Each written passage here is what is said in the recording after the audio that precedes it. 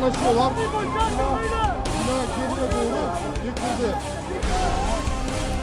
The Turkish President Erdogan has said at least 900 people have died in the earthquake that hit the country this morning, adding that rescue operations are still underway. Meanwhile, the official death toll in the government-controlled region in neighboring Syria has risen to 560. According to local media reports, the death toll is likely to climb further as there has been major damage to thousands of buildings. Many people were asleep at the time when the earthquake hit in the early hours of the day. Dramatic scenes of buildings toppling within moments were seen in many parts of the country.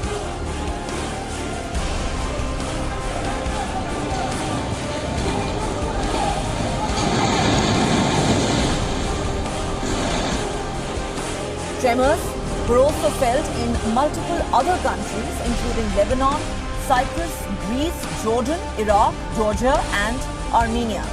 The earthquake struck around 4:17 a.m. local time. It struck near Gaziantep in southeastern Turkey and reportedly lasted for about a minute.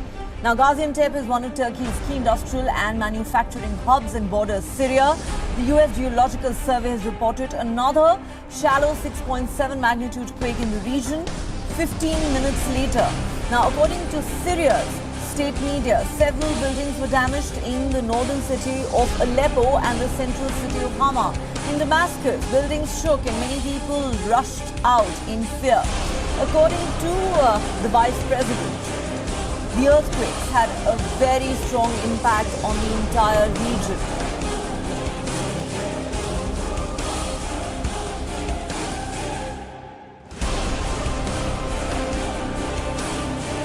Frank, good morning, Jessica. A new video just into our newsroom shows just how much devastation this earthquake caused. It was extremely powerful.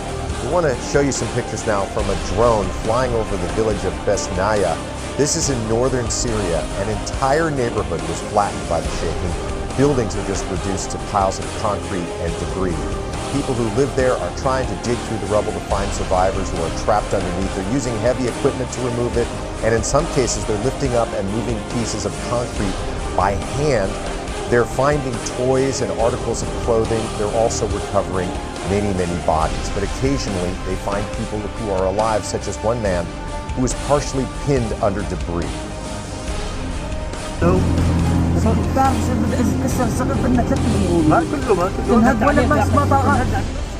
Rescuers were able to talk to the man and calm him down as they worked to get him out. The 7.8 magnitude quake hit at 4 in the morning local time, so most people were sleeping. It was the strongest quake to hit this part of the world since the year 1939. It was centered in Gaziantep, which is a city in southeastern Turkey, and some of the most severe damage was in Syria, but it was felt over a wide area, including in Lebanon, Cyprus, Israel, Jordan, and Egypt. In Turkey, I want to show you some drone video showing exactly what happened to some multi-story apartment buildings there. The front parts of these buildings, their facades, just collapsed because of all the shaking. Those sections of the building fell to the ground. So you had people trapped in their apartments, and you see some of them there. They have no way to get out. The staircases were heavily damaged. The buildings were, obviously, the elevators were not working. Rescuers had to use cherry pickers to evacuate people from some of these buildings. It was the only way to get them to safety.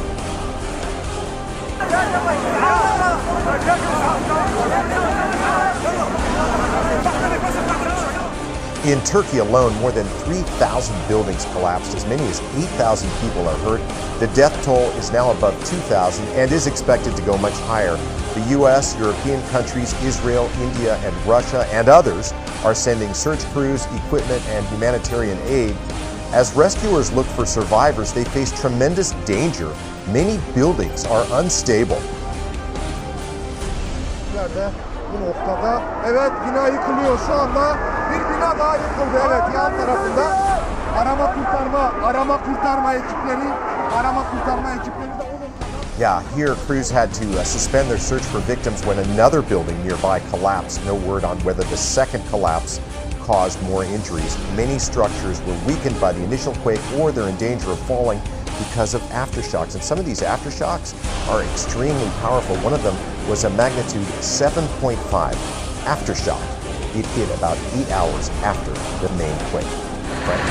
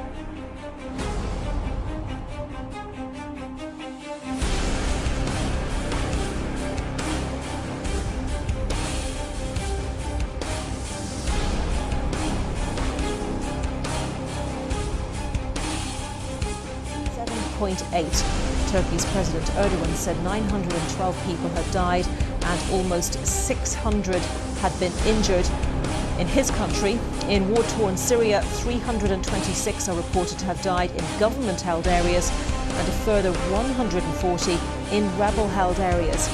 With thousands of people still missing, these numbers are sadly expected to rise. The BBC's Emre Tamil is in Istanbul and he sent this update.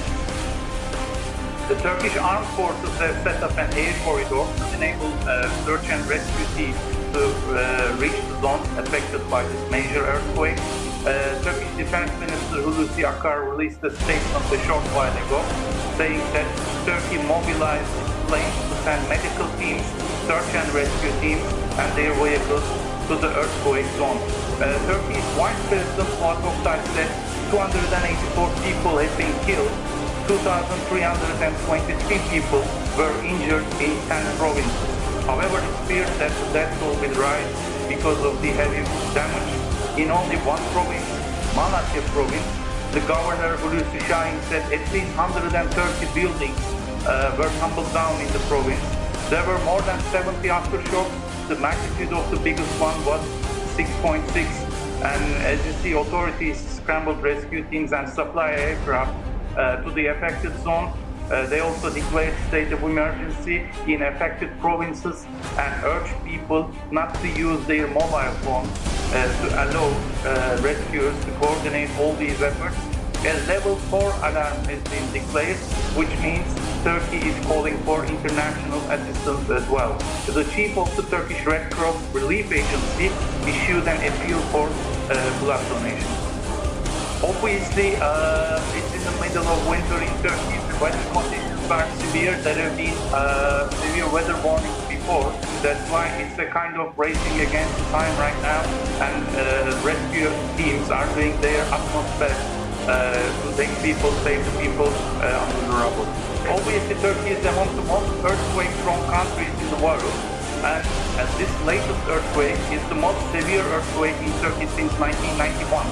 When a similar magnitude 7.4 earthquake devastated Izmir, which is close to the country's biggest city, Istanbul, and heavily populated Eastern Marmara region, and this earthquake killed more than 17,000 people then. Obviously, the government issued a new regulation following this earthquake, and lots of buildings have been renewed as well. But now we are talking about the relatively underdeveloped regions of Turkey which has been affected by this earthquake. That's why it has been fearful that lots of buildings have been tumbled down due to this earthquake. As far as we know, oil flows are continuing.